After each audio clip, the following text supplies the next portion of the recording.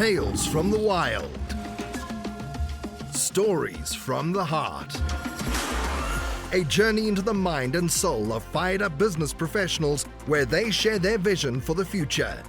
And hear from a different non-profit organization every month as they create awareness of their goals and their needs. Dive into a world of untamed passion as we join our host, Shireen Buerta, for this month's episode of Friends from Wild Places. All right, good day, Wild Hearts. In honor of J.K. Rowling's birth month, in the month of July, which is when we're recording this, I am Shireen, your Hufflepuff magical bookkeeper. Why pick me? I'm not only the professional for the job, I am dedicated, patient, and loyal. And with finances being such a sensitive topic, that's exactly what you need. I'm good at what I do, but I'm never the person that says I know it all. I'm learning every day and I'm teachable. Are you that business owner wondering who owes them money at the end of the month, or losing track of their bills because their business is growing so fast? What a wonderful problem to have. Are you looking for a bookkeeper you can trust with your life and to also be your ally? Then call Shireen's Bookkeeping Services today and I'll show you that I'm the Hufflepuff for the job. If you want to know more, go check me out at www.shireensbookkeeping.com and allow me to keep your books clean. Welcome back. You are listening to Friends from Wild Places with myself, Shireen, and my amazing co-host, Tanya. Tanya, how are you doing today? What do you have to say? Well, happy Friday as it is in here. So good afternoon, Ms. Shireen. So happy to be here as part of your podcast. So things are well in Miami, Florida, and things are, I'm sure, busy. I know you've had some challenges with electricity in South Africa, correct? Yeah. Oh, geez. It's just been crazy. We have a crisis when it comes to power. So sometimes we can go without electricity for 3 to 4 days. This is not the first time it's happened. It happens a couple of times, but let me introduce our visitor, Patricia Espinosa. This is a very warm welcome to you. She is an IT and cybersecurity consultant from CBC IT Consultants, Miami, Florida, United States. So good to have you on the show. Welcome. Oh, thank you, Shireen. Thank you, Tanya, for the invitation. I'm really thrilled to be here, sharing with you ladies and your audience about being safe online and just keeping your business protected from cyber threats. And Patricia, I know we became fast friends and I just always enjoy our collaboration sessions. So I said, you know what, let's get you on the podcast and get your message out there. And I don't even know where to begin. Let me just ask you just to kind of open up just so our listeners can, just hear who you are. And I know you have quite a presence with social media. So give us a little bit of background on yourself and what you're doing and what you'd like the listeners to take away. Okay, well, my name is Patricia Espinosa, as you had said, and I live in Miami, Florida. I have a business, a company, along with my partner and husband, Roberto Espinosa, doing IT consulting and servicing small businesses around Miami and Florida with professional, trustworthy IT, and we secure it with sound cybersecurity measures that are so important nowadays. So that's what we've been doing. Roberto has been doing IT for more than 37 years. I have been doing IT for more than 22 years. So it's been a while. And that's my background. Actually started in business. That's where I got my degree in Ecuador, where I'm originally from. And I actually did a master's in business. And later I switched gears and I started computer science and mathematical science. So that's my background. Right now, I'm actually enrolled in the MIT online program for cybersecurity.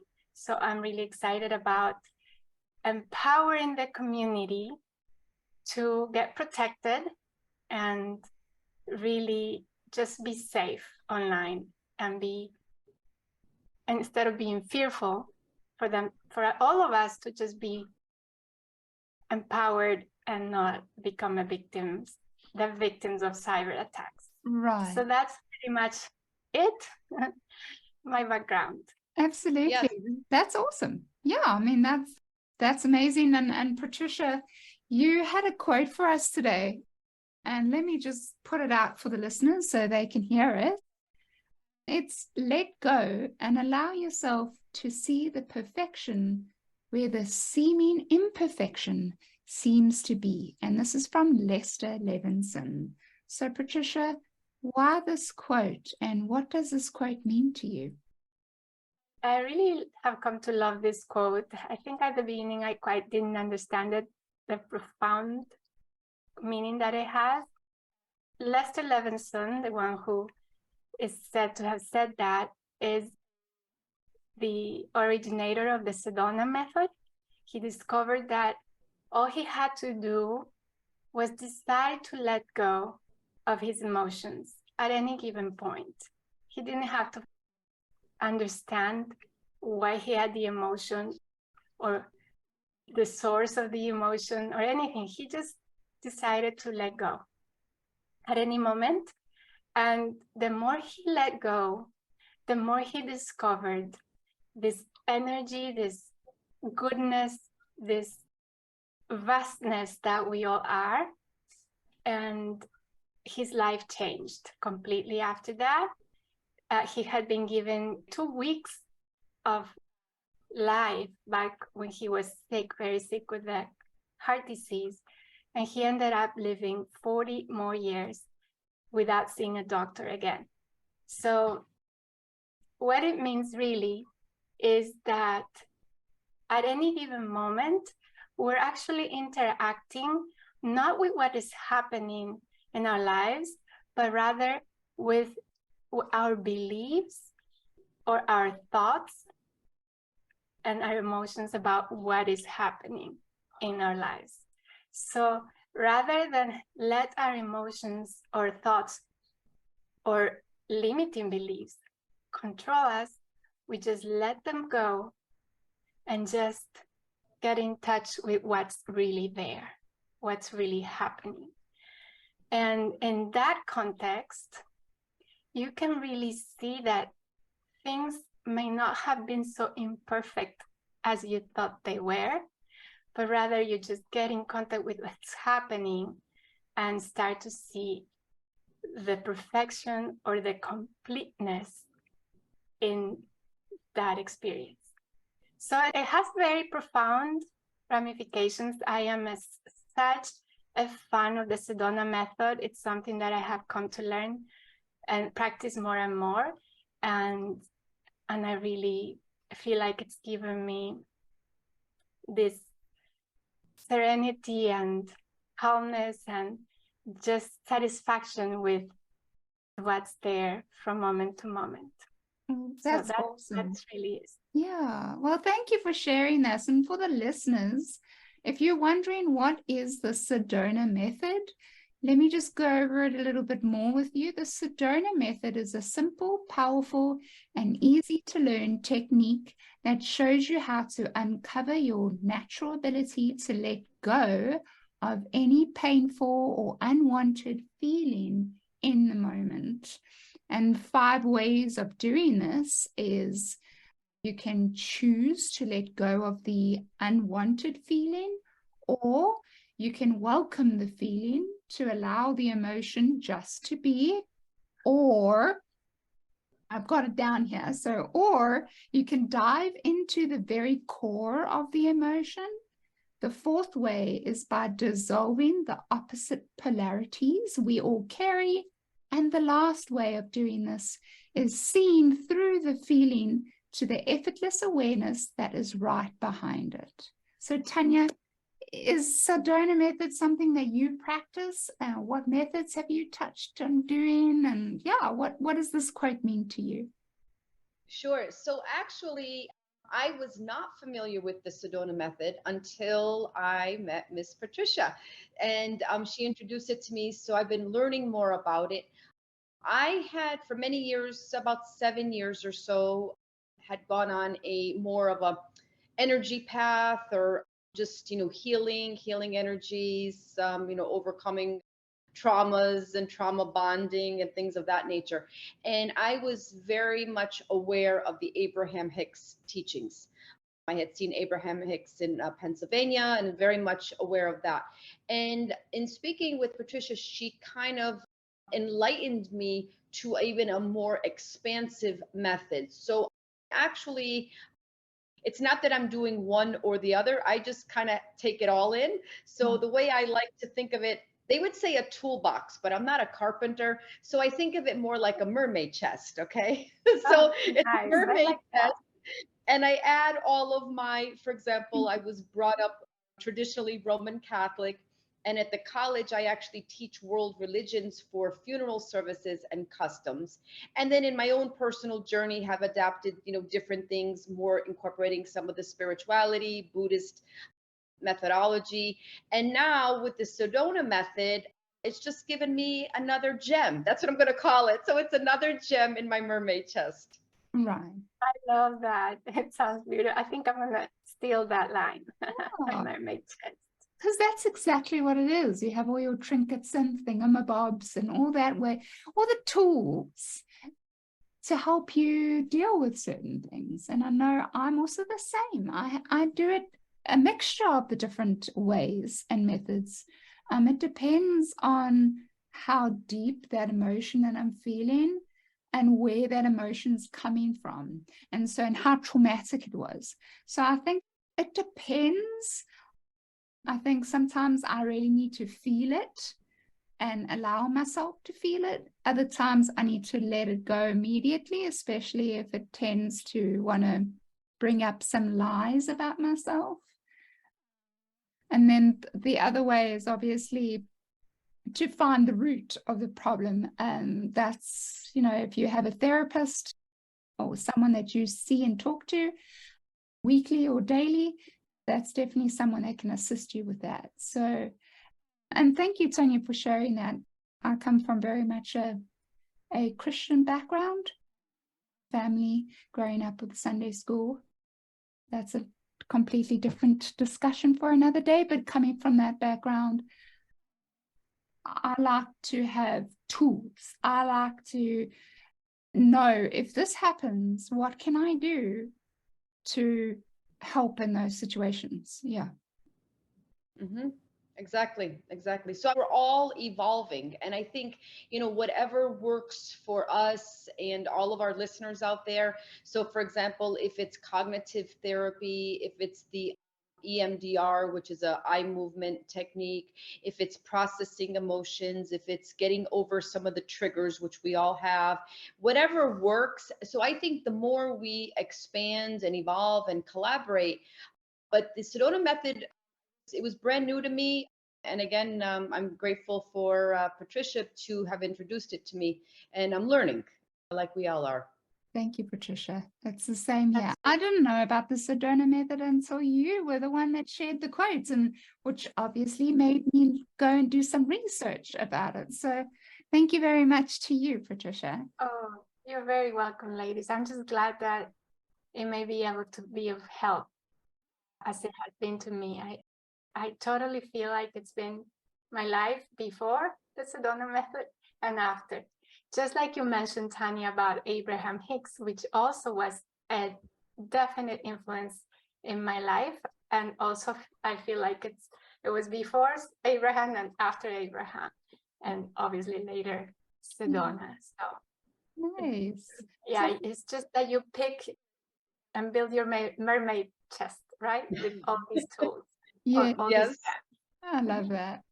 So Patricia, I know you mentioned to us that you did homeschool your son. So my question to you is, could you just share a little bit about that experience and what the challenges you faced with homeschooling your son? Yes, I did homeschool him since kindergarten. We all did as a family, I guess. We were all very involved. I think for me in particular, the biggest challenge was getting started, to actually commit to it, because there was a misconception in my part. I thought it was strange, and it was a weird thing to do. Like I mentioned, I come from Ecuador, and that's something there that you never hear of these things, even though I've been in the US for, it'll be 30 years this September. Wow. So the getting started part, the getting committed to just try it out was the hardest. And it was interesting because my son had been hearing my husband and I all through the summer and the previous months, should we homeschool? Should we not? Should we? And we kept going on and on about this debate until he finally, 2 weeks into kindergarten, he came home one day and he said, guys, I think we need to homeschool. And it was shocking that a kid, I mean, he had just turned 6, would say that to us. And I believe in listening to the children. I listened and I said, well, let's pay attention. Let's maybe give it a try just for kindergarten. He had been reading already for almost 2 years before he got to kindergarten. It's not like he's going to fall behind. Let's just give it a try. And I did. And 2 months in, I was madly in love with homeschooling, and we kept it going until the end, which he did graduate from high school and Miami-Dade College simultaneously. And I can credit also homeschooling for allowing us to enroll him when he was 14 in the University of Miami Cybersecurity program. He was classmates with my husband and partner. So it was really amazing that he could do that. He was the youngest person ever to have been admitted there. And it was really possible because homeschooling allowed us to think outside of the box and just consider these kinds of programs. And we did. So it's been such a wonderful ride. I think I consider it a gift. And the challenge throughout actually was the immense quantity of resources that you have, that you can pick, especially with the internet. I mean, it's amazing how many resources you have, and it teaches you to own the education and make it yours in a way that it's fun, that is, you know, a pleasure rather than a chore. And that was such a paradigm shifter. It was really wonderful that way. Wow. Patricia, I have to that just, I mean, it's an amazing story. And I was not that informed about homeschooling. And as you and I had discussed over a few conversations, there's so many misconceptions, right? There's so many misconceptions with homeschooling. So the question I have for you was, you mentioned you started right from, from the age of kindergarten age with your son. How did you get introduced to homeschooling? Because it's not the mainstream. Like, how was that even introduced to you to choose that for your son? Right. Good question. When he was going to preschool, we actually enrolled him in a cooperative preschool, which also was a different concept. I hadn't known about this until a friend of mine introduced me to it. So all the parents were involved. There was also obviously a teacher, director, that was in charge of the curriculum, but we parents had to take turns helping and doing all the running the preschool. And there was a family there that were homeschooling their older children, and they had a little one in the preschool. So sometimes the children would come to the school and be there with the other kids. And, that was I had heard actually just one time before that, but during the preschool time, that was when I was really got to see it firsthand.